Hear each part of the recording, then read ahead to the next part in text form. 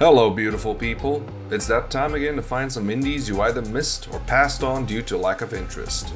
I found some more interesting games to showcase here, not always the best, but always worth your time. So grab a drink, open Steam, and start wishlisting. I consider myself a pretty patient person, so when a game gets under my nerves a little, I take notice, and Quick Quest did that.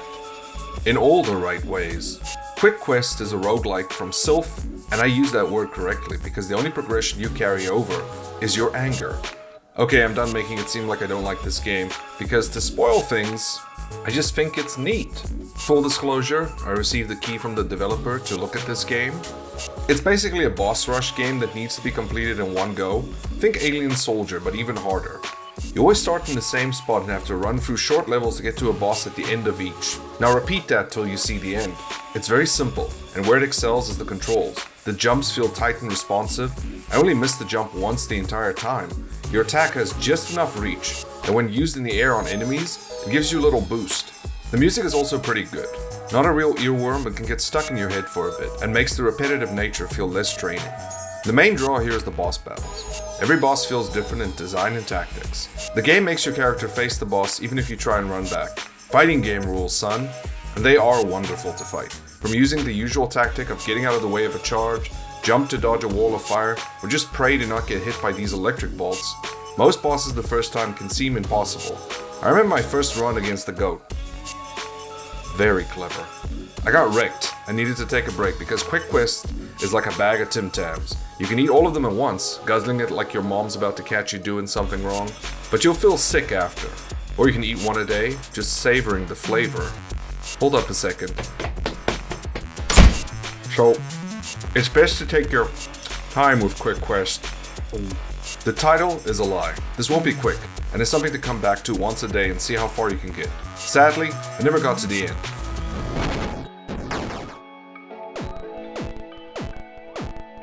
I like Quick Quest a lot, and for the price of a disappointing gourmet sandwich, why not get this instead and see if you can beat it? Let me know down below if you could. I'm interested to hear your stories on this.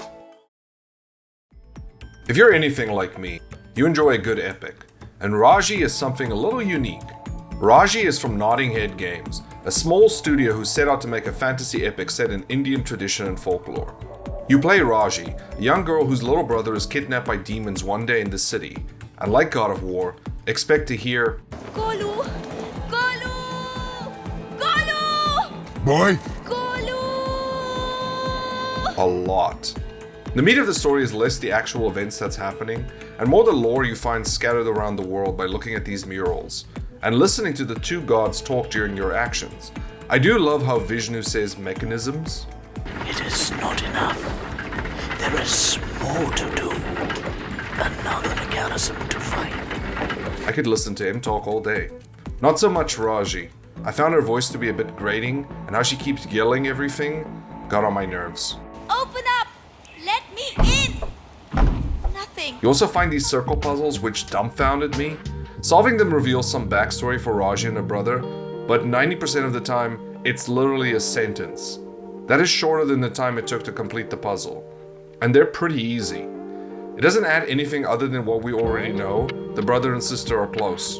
Whoop. Much better are these shadow puppet cutscenes which really help elevate the mood and add to the epic feel of the journey. The meat of the game is the combat though, and it's not bad, but also very loose. Now what does that word even mean? Well, since this game emulates from older God of War titles, I expected a tight experience where hits register correctly and I could feel the progression of the character becoming more powerful. But instead, I just kind of mashed buttons and won. Most notably, I hit the dodge button. A lot.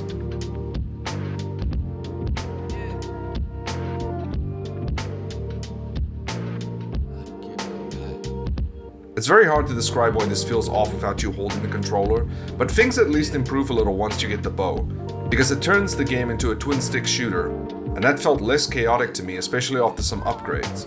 You collect these glowing orbs that you can deposit in the skill tree, and I focused on lightning damage to stun enemies. A big flaw is that you don't unlock any new combos or moves. Minus swinging around the occasional pole or doing a wall jump, it all just becomes very stale too quickly, as enemies seem to take just as much time to kill as when I started. The combat is just fine. Like a lukewarm bath, you can soak in it after a long day, but you'll get cold pretty quick and have to get out. I don't know if that makes sense. The part of the game that really kept me going was the level design and music. Some of these areas look incredibly impressive for a low-budget indie title, and combined with the music, just pulled me in and made me go, that's nice. Wow. From the starting area on the cliff faces, a small city brimming with detail, to a giant palace built on a river, that area specifically, with you creating lily pads to move across this gorgeous blue water, was a standout. Shame the fish were such assholes. Raji is interesting, and it's not a long game, so you can jump in and have a decent time, then get out. I wouldn't mind another game set in this world and explore this mythology even further. It felt fresh stepping foot in this world, especially the story of Garuda. That was wild. He attacked them unsuspecting as they baited and ate them up. Remember how a few episodes ago I talked about Bobdi, the weird critical darling I had never heard about, but it somehow had overwhelmingly positive reviews on Steam? Orbo's Odyssey comes to us from Fever Dream Softworks, and that's a company's name that could not have been more appropriate. Orbo's Odyssey is a weird little platformer that heavily reminds me of weird PS2 games. It has the aesthetic and music down to a T. Not sure if they were going for that, but I know what I feel.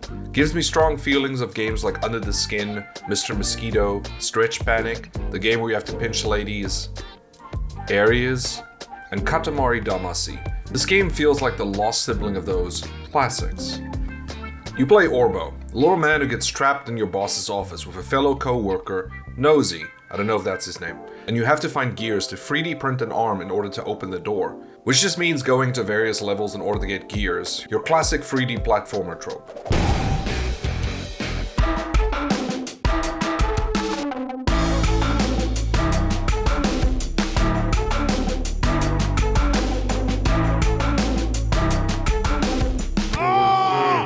Orbo has a limited moveset, but a lot of variety on how to use it. You have a jump, which can be used again to launch yourself like a rocket for a short bit. This can be cancelled with a butt bounce, then jumped off to combo into a butt bounce combo to have you move even faster. If what I said made any sense to you, congrats. It takes a while to get used to, but luckily there's a tutorial level, something I never thought I would ever say. Once you have the controls down, it's time to have fun. There are 4 levels, each with 5 objectives. Some are the same between levels, like collecting a set number of orbs or finishing a timed race. The races may take multiple tries to get right, but perfectly showcase how great the control and movement feel. I was zipping around soon enough, just having the time of my life. Except whenever I died. That's always irksome. The rest of the levels require finishing different objectives, from restarting a generator, blowing up a statue, feeding a scary man some radium, long story, or my favorite, killing 5 Draculas. Because look at him, thinking he's above me just because he's a count. You'll notice most levels are filled with these cardboard cutouts that weirdly make the levels feel more lively. Even though they've all been designed with corporate oversight to lack any soul, this game has things to say. Oh, ice cream.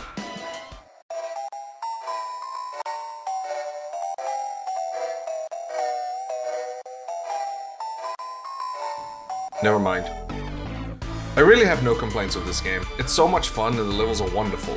I really love the size and scope of the city level and the weird skybox. I understand why it has such a high score. It's a real treat and worth trying out. I do have one complaint, and it's a minor one to me, but might put off other people. The game is short. Very short. Minus the time attack you unlock after beating a level, it took me just over an hour to finish the game. Because the game is pretty inexpensive, it's not a waste and well worth the price. So orb to Steam and get started on an Odyssey. Sorry. I'll leave. No wait, there's one more game. How do we even start to describe this? I mean, look at it. Just look at it. I don't know how this happens, but every time I make these videos, I stumble on a theme between games. This time it's movement. Between Orbo, Quick Quest, and this one, all the games here have fast, precise movement that feels good to exploit. Brush Burial is a stealth game. I use quotations because the idea of a stealth game is here, but the elements are quite loose. Full disclosure, I was given a key by the developer, but my views are very much my own. Developed by Knife Demon Software, Brush Burial has you play Fennel, the little swamp devil who is about to steal everything that isn't nailed down. You do this by sneaking around, grabbing loot, gold to buy more loot, and other tools to help you reach areas like keys and equipment boxes. How you plan on doing this is up to you. That's why this game is so hard to describe. At a glance, it looks a bit off-putting, and when you first start, the movement feels slippery, and jumping can be tricky with you missing jumps or overshooting. But once you get used to it, it's like speedrunning a stealth game. It reminds me of playing the Alien vs Predator games. When you play as the alien, it can just run up walls and down into vents. They could be cousins in terms of gameplay, but let's not even talk about how fast you move in water. Brush Burial made me happy. Very happy. And I didn't know why at first. The first few minutes, I had no idea how to play properly, even after playing the tutorial. So I just moved around, went into rooms, killed people, stole their weapons, and then broke them.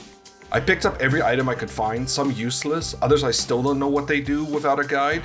But I had to keep trying and learning on my own. And it was amazing. It's the definition of a sandbox. Rooms rarely have one entrance. There are so many options in sneaking in and getting things, making exploring worthwhile once you find a shortcut between 2 points. Now I love a good stealth game, even though I'm not that good at them, but this game hit an itch I didn't know I had. I know that doesn't make sense. It's great, and it has many wonderful ideas. Inventory was a bit hard to learn at first, but once you click it, I don't know how to go back. Basically, you pick up an item and put it away in a number slot, except 1 and 2 are for weapons and tools, but everything else can land in 3 to 0 on the keyboard. All these elements fit in so well together, it's like getting a new shoe. You put it on, it's a bit tight, but once you run around, jump across gaps and do slide jumps, it just feels good to wear.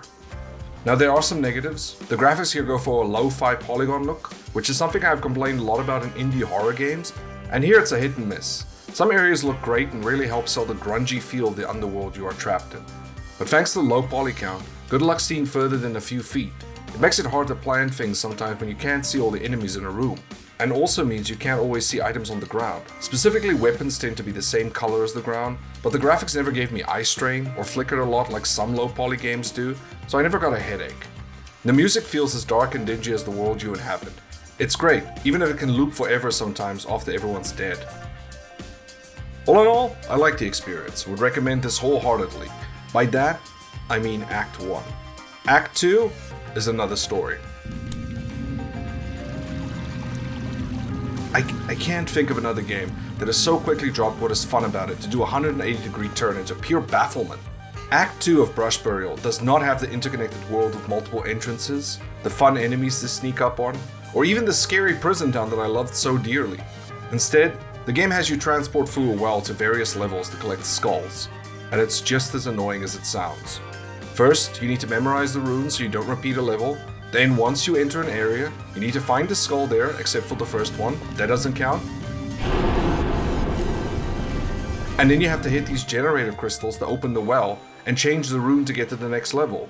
Now the game tries to teach you about this convoluted road you need to stay on, but unlike the previous act where the world was open and mistakes could be made, there's only one save point, and if you end up doing multiple runes and dying, you have to start all over.